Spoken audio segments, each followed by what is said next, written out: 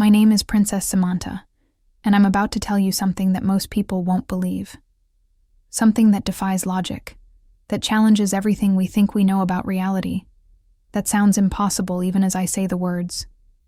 But I swear on everything sacred, on my life itself, that what I'm about to share with you is the absolute truth. One night, I disappeared. For 12 hours, no one could find me. The palace was in chaos. Security searched everywhere. My family was terrified. And when I returned at dawn, I was not the same person who had vanished the night before. Because during those 12 hours, I experienced something that changed not just my life, but my entire understanding of existence itself. I encountered the presence of God. I know how that sounds. I know the skepticism that probably just flooded your mind. A princess claiming to have met God? It sounds like madness, like delusion, like something someone would make up for attention or relevance. But I'm about to tell you exactly what happened that night, in detail so specific and honest that you'll have to decide for yourself whether I'm telling the truth or if I've lost my mind. Before I continue, before I take you into the most extraordinary night of my existence, I need to ask something of you. If this story touches something deep inside you, if it awakens a longing or a question you didn't even know you had, if it makes you wonder about the mysteries that exist beyond what we can see and touch, then please subscribe to this channel. Share this story with everyone who needs to hear that there is more to this existence than what we can measure or explain. Your support means everything, and it helps spread a message that I believe the world desperately needs to hear. Please, subscribe, and be part of this journey into the deepest mysteries of life and faith. Now let me take you back to who I was before that night, so you can understand how completely everything changed. I was 26 years old, born into Saudi royalty, raised in wealth and privilege that most people can only dream of. I had everything material wealth could provide: beautiful palaces, servants, jewels, cars, clothes from the finest designers in the world. I traveled in private jets, attended exclusive parties, lived a life that looked perfect from the outside. But inside, I was dying. Slowly, painfully, dying of emptiness. I had been raised Muslim, as everyone in my family was. I performed the prayers when required, fasted during Ramadan because it was expected, wore the appropriate clothing in public. But it was all ritual, all performance. I didn't feel anything. I didn't believe anything. Not really. God, if he existed, felt like a distant concept, a cultural tradition, not a living reality. I was depressed, though I hid it well behind smiles and expensive makeup. I was anxious, filling my days with shopping and parties and travel to distract myself from the gnawing sense that my life was meaningless. I had tried everything to fill the void inside me. Relationships that left me feeling more alone than before.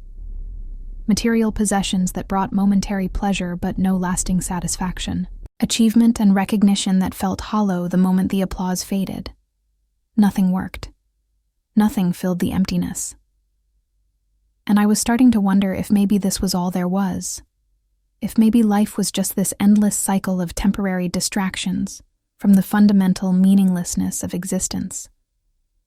I had even contemplated suicide, more than once. Standing on the balcony of my palace chambers, looking down at the ground far below, thinking how easy it would be to just step off, how quick it would be, how all the pain and emptiness would finally end. But I was afraid of the pain of dying, afraid of what might come after, afraid of the devastation it would bring to my family. So I stayed alive, but I wasn't really living. I was just existing, going through the motions, waiting for something to change even though I had no hope that anything ever would. The night it happened was December 3rd, 2019. I remember the date because it's now etched into my soul as the moment my life split into before and after. I had attended a family dinner, smiled and chatted and played my role as always. Then I went back to my private wing of the palace, dismissed my servants, and locked myself in my chambers. I sat on my bed, and I did something I hadn't done sincerely in years. I prayed. Not the ritual prayers I had been taught, but a raw, desperate plea from the deepest part of my being. God, I said out loud to the empty room, if you're real, if you exist at all, I need you to show me. I can't keep living like this. I'm dying inside. I need to know if there's a reason for any of this. I need to know if my life has any meaning. Please, if you're there, show me. I'm begging you. I wept as I prayed, tears streaming down my face, my whole body shaking with the intensity of my desperation. I prayed for maybe an hour, pouring out everything, all the pain and confusion and emptiness I had been carrying for so long. Then I lay down on my bed, exhausted from crying, expecting nothing. Just another empty prayer sent into the void, just another night of loneliness and despair. I closed my eyes, and when I opened them, I was no longer in my room. I don't know how to explain what happened. One moment I was lying on my bed in my palace chamber, and the next moment I was standing in a place that I can only describe as beyond place. It wasn't a location in any normal sense. It was more like another dimension, another layer of reality that exists alongside our physical world, but separate from it. The first thing I noticed was the light, not harsh like sunlight or artificial like electric lights, but a soft, pure, living light that seemed to emanate from everywhere and nowhere at once. It wasn't just illuminating things, it was penetrating things, revealing their essential nature. I looked at my own hands, and I could see not just skin and bone, but something deeper, the very essence of what I was. The second thing I noticed was the peace, an overwhelming, absolute peace that washed over me like a wave. All the anxiety, all the depression, all the pain and confusion that had been my constant companions for years, it all vanished instantly. Not suppressed or ignored, but actually removed, lifted away as if it had never existed. I felt lighter than I had ever felt, as if I had been carrying a tremendous weight my entire life and had suddenly been freed from it. The third thing I noticed was that I was not alone. There was a presence there. I can't describe it better than that because human language fails utterly to capture what I experienced. It wasn't a person in any physical sense, though it had personality. It wasn't a thing, though it had tangible reality.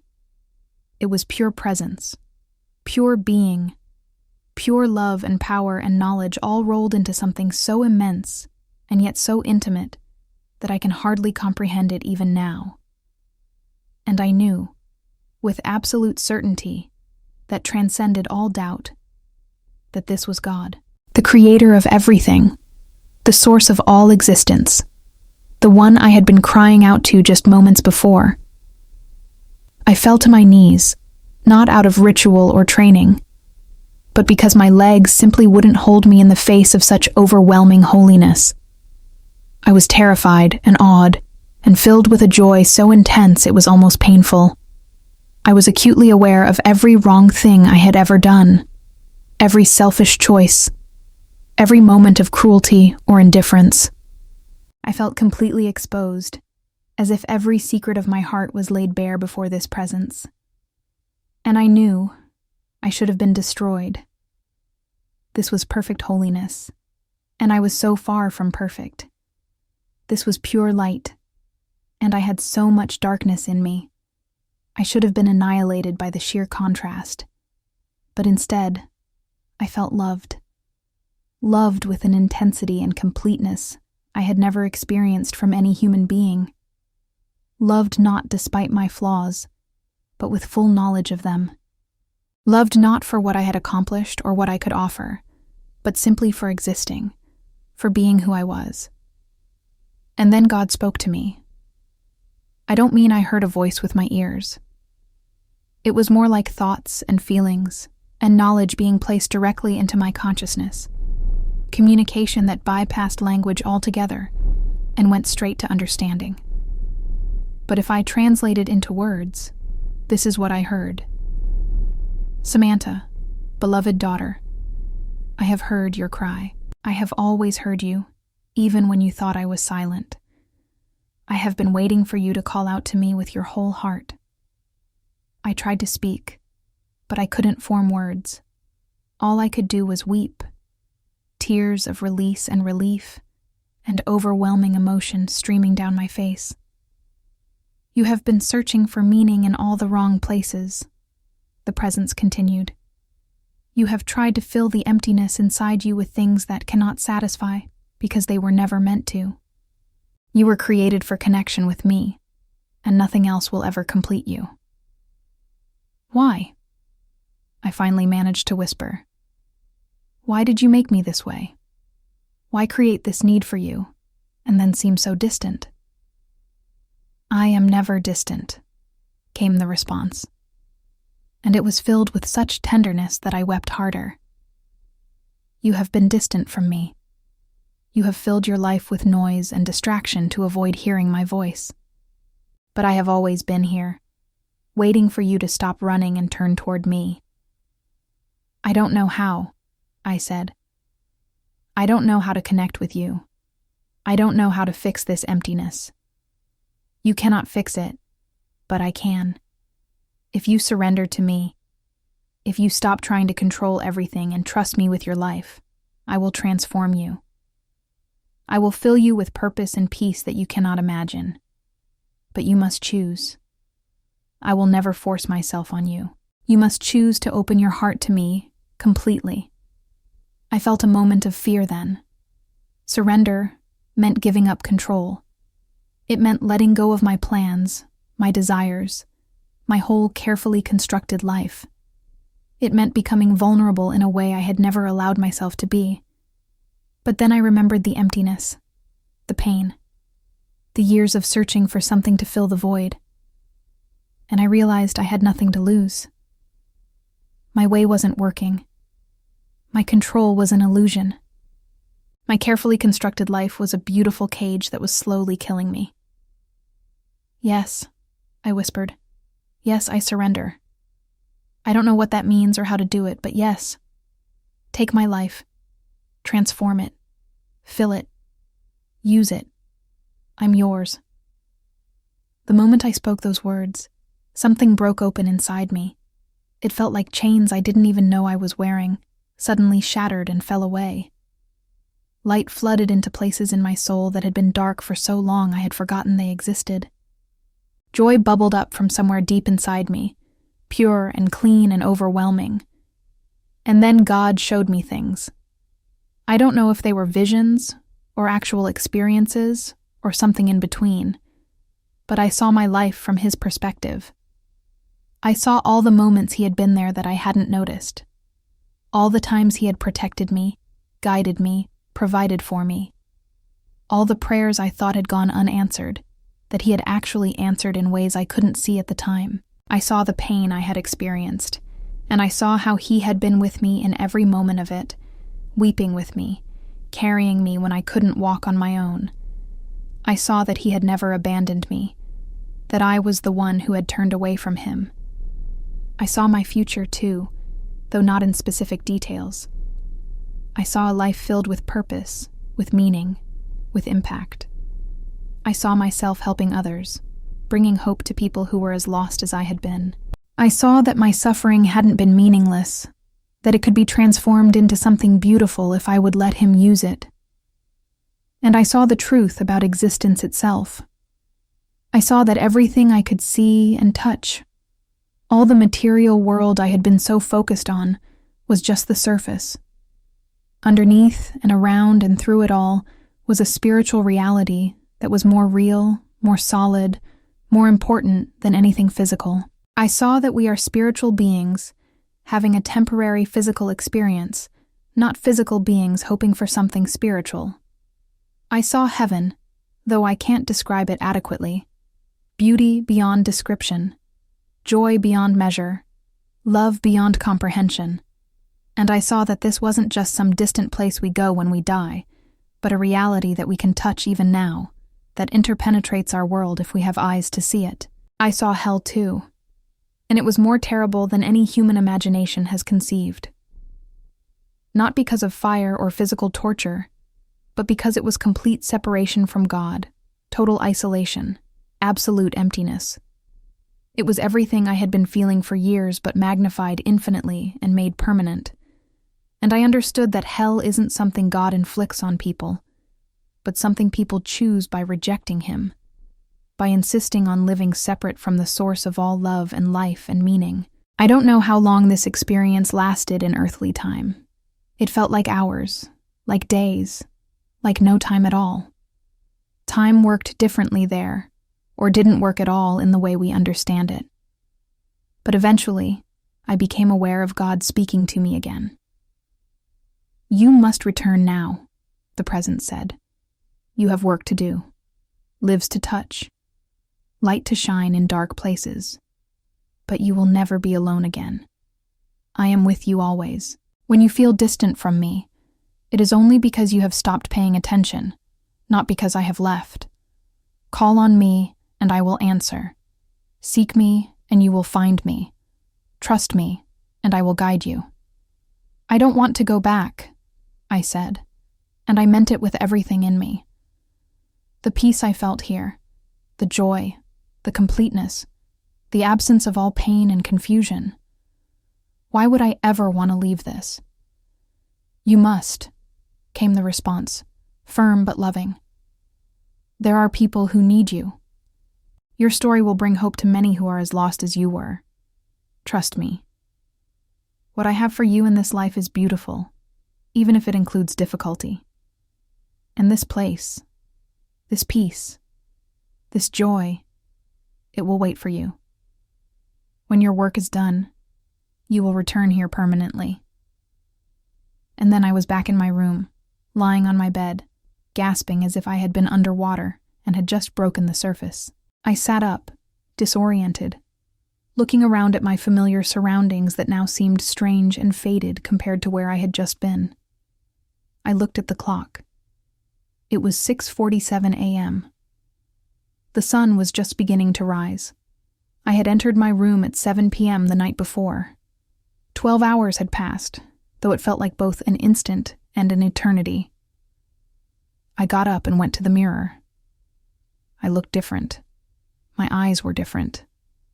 There was a light in them that hadn't been there before, a peace in my expression that was completely new. I looked like myself, but also like a new creation, the same person transformed. I heard pounding on my door, voices shouting my name. Security must have been trying to get in for hours. I had locked the door, and apparently, no one had been able to wake me or get any response from me all night. I opened the door to chaos.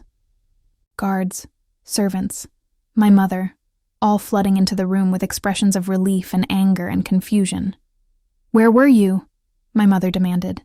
"We've been trying to reach you all night. We thought something terrible had happened. Why didn't you answer?" "I was here," I said, and my voice sounded different even to my own ears.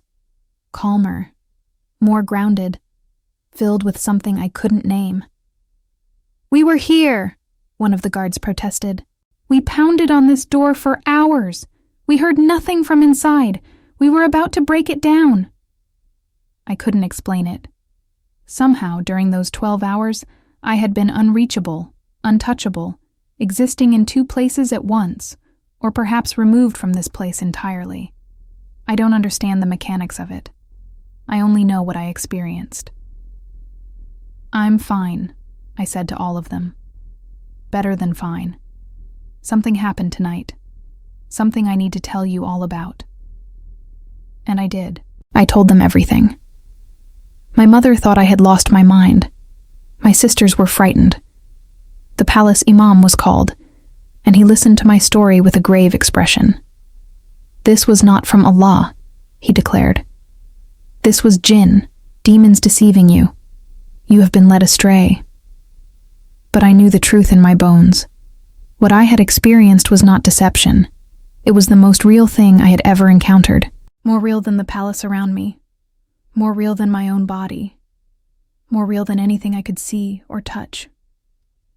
In the days that followed, I couldn't go back to my old life. I tried, but it was impossible. Everything had changed. The parties felt empty and meaningless. The shopping felt like a waste of time.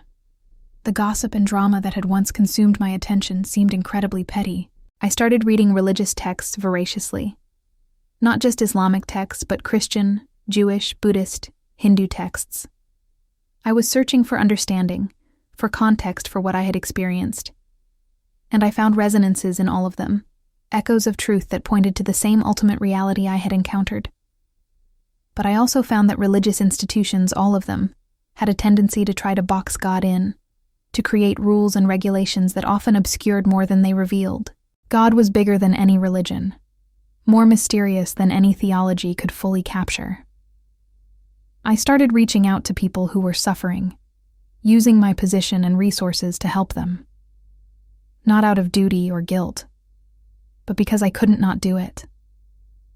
The love I had experienced was so overwhelming that it overflowed from me toward others. I saw people differently now. I saw the divine spark in everyone, the image of God in every face, even in people society considered worthless or evil. My family thought I had been brainwashed or mentally damaged by some kind of trauma. They tried to get me psychiatric help, but the psychiatrists couldn't find anything wrong with me. If anything, I was healthier mentally than I had been before. The depression and anxiety were gone. I was functioning better, relating to people better, more grounded in reality than I had ever been. What they couldn't understand was that I hadn't lost touch with reality. I had encountered a deeper level of reality, and now the surface level they all lived in looked thin and insubstantial by comparison. I want to be clear about something. I'm not claiming to be special. I'm not claiming to be a prophet or a saint or anything elevated. I'm just someone who was desperate enough to cry out honestly to God. And He answered. That's available to anyone. That encounter, that transformation. It's not reserved for certain special people. It's offered to everyone who genuinely seeks it. But most people never seek it, because they're not desperate enough yet. They're still trying to make their own way work. They're still believing the lie that they can find fulfillment through material success, or relationships, or experiences, or achievements. They haven't hit the bottom yet where they realize that none of that works, that there's a God-shaped hole inside every human being that only God can fill. I had to hit that bottom. I had to exhaust all other options. I had to come to the end of myself before I was willing to truly surrender to something beyond myself. And maybe that's why God allows the emptiness, the pain, the desperation. Not because He enjoys our suffering, but because sometimes that's what it takes to get us to stop running and turn toward Him. Since that night 5 years ago, my life has been completely different. Not easier. I need to be honest about that. In some ways, it's been harder. My family doesn't understand me. I've been ostracized by people who think I've betrayed my culture or my religion. I've faced criticism and mockery and accusations of being crazy or deluded. But I'm not empty anymore. I'm not depressed. I'm not anxious. I have a peace that doesn't depend on my circumstances. I have a joy that wells up from inside me regardless of what's happening around me. I have a purpose that gives meaning to every day. I wake up every morning knowing that I'm loved by the Creator of the universe. I go through my day aware of a presence that is always with me, always accessible, always ready to guide and strengthen and comfort me. I face difficulties with confidence because I know I'm not facing them alone, and I help other people find what I found. That's become my mission, my calling. I talk to people who are lost and empty and searching. I share my story with anyone who will listen. I point them toward the God who is waiting for them to cry out to Him honestly. Some people believe me. Some people don't. Some think I'm inspiring. Some think I'm delusional. I don't really care anymore what people think. I know what I experienced. I know what I've found, and no one can take that away from me. I want you to understand something. If you're watching this and you're feeling that emptiness I felt, that sense that something is missing no matter how much you achieve or acquire, you're not crazy. That emptiness is real. It's there for a reason. You were created with it intentionally, as a homing beacon that's meant to draw you toward God. You can spend your whole life trying to fill it with other things. People do. Most people do. They chase success, pleasure, relationships, experiences, trying desperately to fill the void, and nothing works. Nothing satisfies for more than a moment. Or you can do what I did. You can get honest about your desperation. You can stop pretending you have it all together. You can cry out to God from the depths of your being and ask Him to show Himself to you. I can't guarantee He'll answer in the same way He answered me. I don't think most people get the kind of dramatic encounter I had. But I promise you this. If you genuinely seek Him, you will find Him. Maybe not in a vision or a supernatural experience, but you'll find Him. In the quiet whisper of your conscience, in the beauty of nature, in the kindness of a stranger, in the words of a book or a song or a friend, in the gradual transformation of your own heart. God meets people where they are. He speaks in the language they can understand. He reveals Himself in ways that are perfect for each person. The key is being willing to seek, willing to surrender, willing to admit that you need something beyond yourself. I'm not trying to convert you to any specific religion. I'm not trying to get you to adopt my beliefs or join my tradition. I'm just telling you what I experienced, what I know to be true in the deepest part of my being. There is a God. There is a spiritual reality beyond what we can see. There is meaning and purpose available to anyone who genuinely seeks it. And there is a love waiting for you that will transform everything about how you see yourself and your life and the world. My name is Princess Samantha. I disappeared for one night, and in that night, I encountered the living God. Everything changed. I changed, and I will never be the same. If this story has touched something inside you, if it's awakened a longing or a question, don't ignore it. That's God drawing you toward Himself. Respond, seek, call out, be honest about your need, and see what happens.